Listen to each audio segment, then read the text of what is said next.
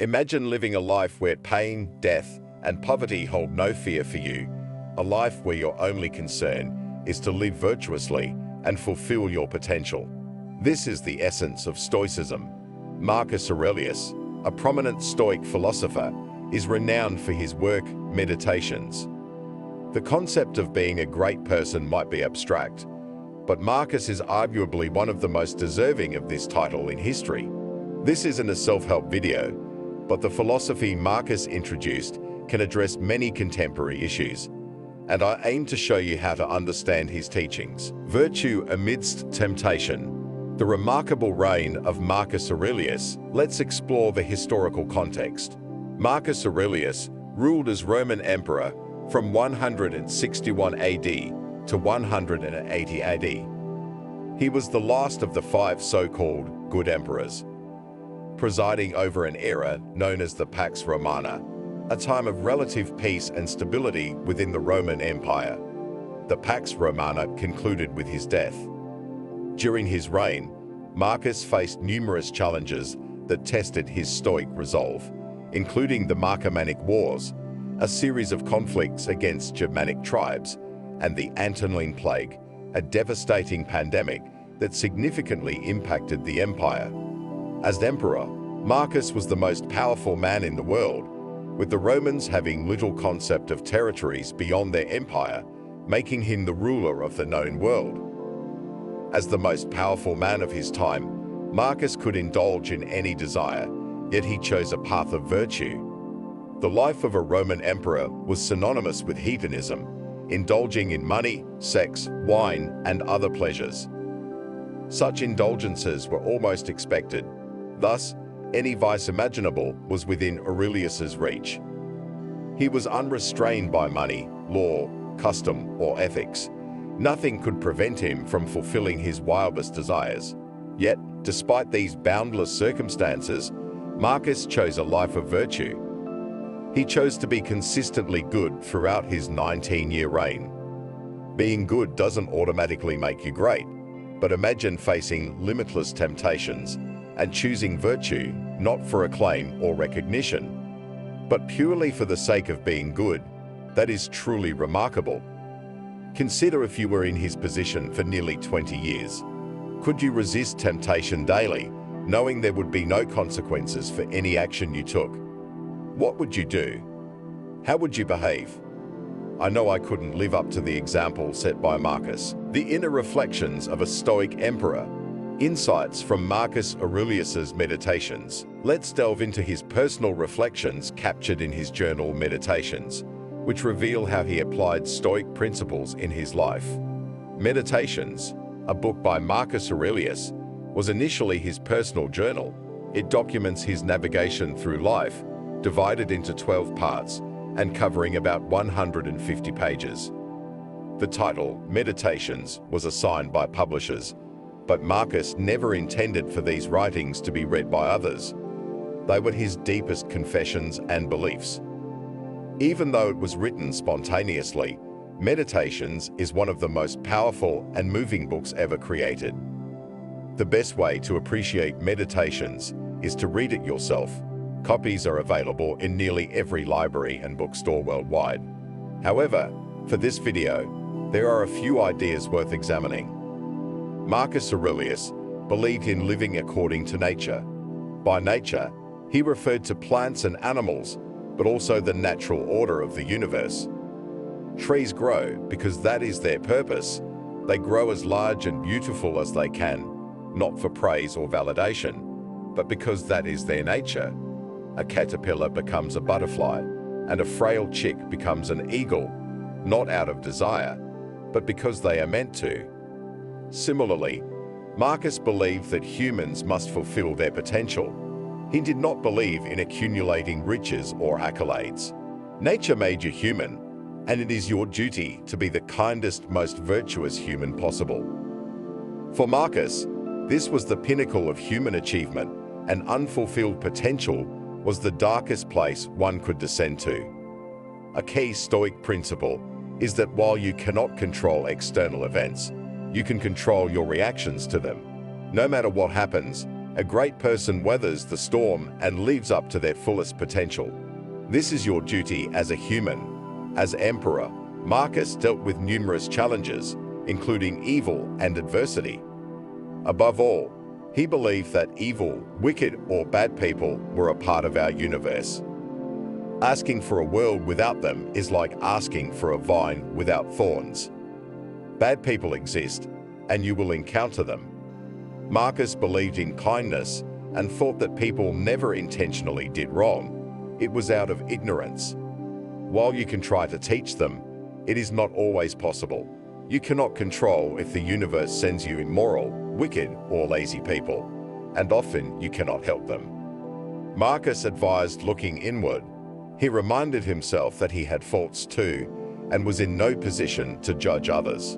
On a different day, perhaps he would be the ignorant one. Sometimes, you simply do not understand the full picture.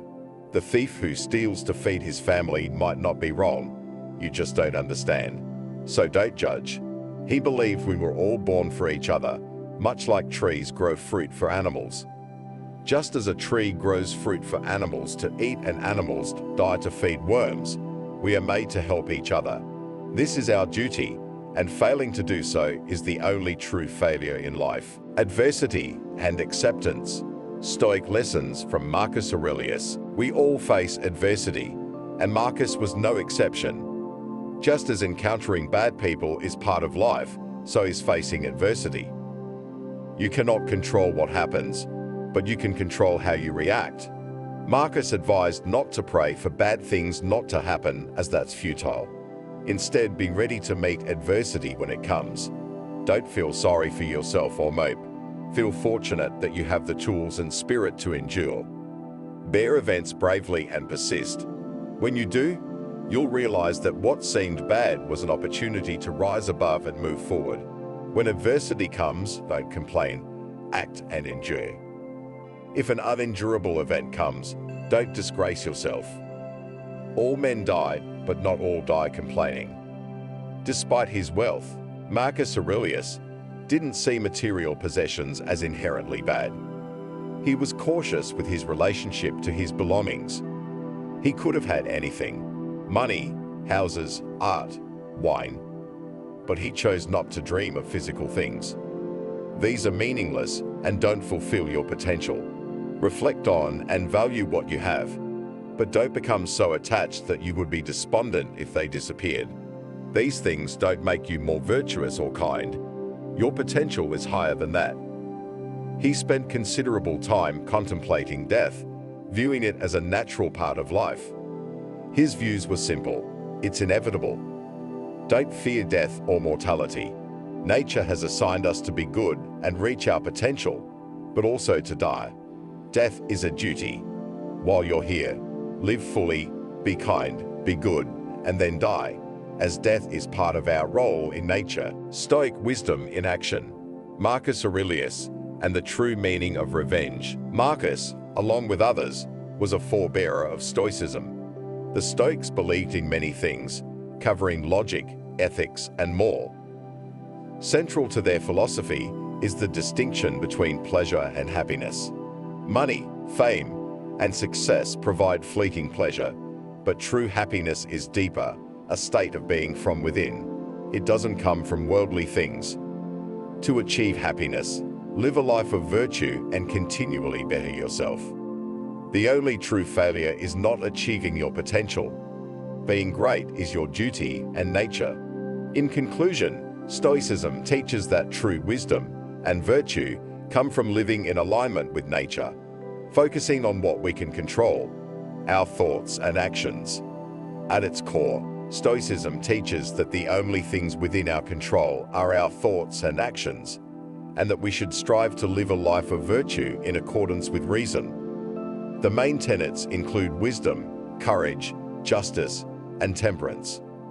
Their only fear is neglecting their moral duties.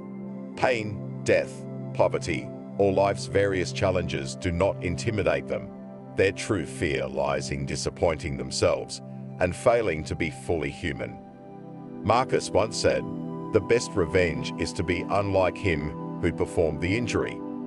One notable example of Marcus's Stoicism was during the betrayal by his general, Avidius Cassius, in 175 AD. Cassius declared himself emperor and led a rebellion against Marcus Aurelius. This act of treason was a profound betrayal, as Cassius had been a trusted general and close ally. Naturally, Marcus felt hurt and angry. The initial reaction might have been to seek revenge, to crush Cassius and make an example out of him. However, Marcus decided to take a different approach, staying true to his Stoic principles. Instead of reacting impulsively and with vengeance, he maintained his composure and integrity. He continued to govern diligently, focusing on the well-being of the empire rather than being consumed by thoughts of revenge. He instructed his forces to advance towards the rebels with the intention of quelling the rebellion, but not with unnecessary cruelty. When Cassius was assassinated by his own soldiers before Marcus could reach him, the emperor's reaction was telling. Marcus did not celebrate the death of his rival. Instead, he showed clemency and forgiveness to those who had supported Cassius. He even mourned the loss of his former friend, reflecting his belief that revenge was not the answer. Marcus Aurelius chose to rise above the betrayal, demonstrating mercy and understanding rather than perpetuating a cycle of violence and retribution. This event illustrates Aurelius's lesson that the best revenge is to be unlike those who performed the injury. By responding with dignity and clemency, Marcus Aurelius preserved his integrity and demonstrated his strength of character. He set an example for his contemporaries and for future generations, showing that true power lies not in revenge, but in maintaining one's virtues even in the face of betrayal. Wisdom in the quiet. Marcus Aurelius's reflections on thought and gratitude. In the quiet of the night, Marcus Aurelius would retreat to his quarters, away from the grandeur of the imperial palace. There, in the flickering light of an oil lamp, he would write in his journal. These entries, never intended for public consumption, were raw reflections on his thoughts, struggles, and the application of Stoic principles to his daily life. One evening, after a particularly trying day of dealing with court politics and the ever-looming threat of war, Marcus wrote about the power of thoughts. He mused, "The happiness of your life depends upon the quality of your thoughts." He recognized that while external events were beyond his control, his internal world was his own domain. By cultivating positive and virtuous thoughts, he could navigate even the most turbulent of times with equanimity.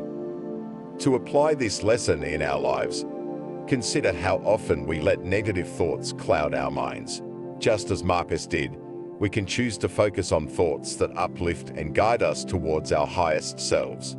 Whether through meditation, journaling, or simply a mindful pause, we can train our minds to dwell on what is good, true, and beneficial.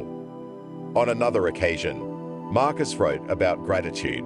Despite the immense pressures of his position, he took time to reflect on the good in his life. He noted, "When you arise in the morning, think of what a precious privilege it is to be alive, to breathe, to think, to enjoy, to love." Marcus knew that gratitude was a powerful antidote to despair and a foundation for a fulfilling life. We can incorporate this practice into our lives by starting each day with a moment of gratitude. Acknowledge the small blessings, a warm cup of coffee, the sound of birds, the love of family and friends. This simple habit can transform our outlook and help us approach each day with a sense of appreciation and contentment. By sharing these personal stories and reflections from Marcus Aurelius's meditations, we can see how he lived out the Stoic principles he espoused. His words continue to inspire and guide us, reminding us that true happiness and virtue come from within. Conclusion. To summarize, let's revisit the key Stoic principles that Marcus Aurelius embodied and their relevance to our lives. 1. Control what you can. Focus on your thoughts, actions, and reactions. Let go of what is beyond your control. 2. Live according to nature. Fulfill your potential and live virtuously, in harmony with the natural order. 3. Adversity as opportunity. Embrace challenges as chances to grow and demonstrate your character. 4. Mindfulness of thoughts. Cultivate positive and virtuous thoughts to shape your happiness and actions. 5. Practice gratitude. Acknowledge and appreciate the blessings in your life, fostering a sense of contentment and well-being. Incorporating these principles into our daily lives can lead to greater resilience, inner peace, and a deeper sense of fulfillment. Marcus Aurelius's wisdom, though ancient, remains profoundly relevant, offering timeless guidance on how to navigate the complexities of modern life with grace and virtue. Thank you for joining us on this journey into the life and teachings of Marcus Aurelius. If you found this video helpful, please like, share, and subscribe for more insights into Stoicism and its practical applications. Remember, the power to live a virtuous and fulfilling life lies within you. Until next time, stay strong, stay virtuous, and keep striving for your highest self. Thanks for watching. If you enjoyed this video, please consider liking, sharing, and subscribing to our channel for more content on Stoicism and personal growth. Leave a comment below sharing your favorite Marcus Aurelius quote or how you've applied Stoic principles in your life. Remember, the wisdom of the Stoics is a guide for life, helping us navigate the challenges and opportunities we face each day. Until next time, stay strong and keep striving for virtue.